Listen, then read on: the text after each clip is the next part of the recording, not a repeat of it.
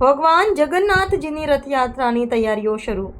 ભગવાન જગન્નાથજીનું રથ બહાર કાઢવામાં આવ્યું.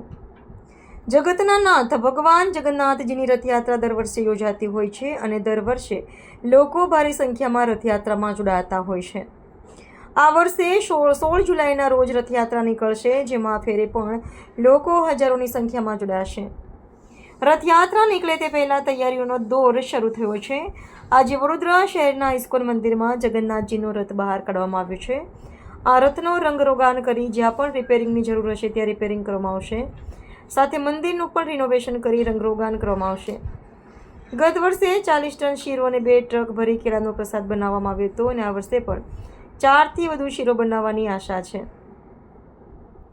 ખાસ કરીને રશિયા અને યુક્રેનથી 12 જેટલા લોકોની ટીમ દર વર્ષે જોડાતી હોય છે.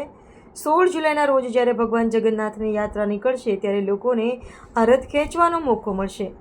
ભક્તિનો દિવસ બધા જ લોકો માટે ખુશી લાવશે.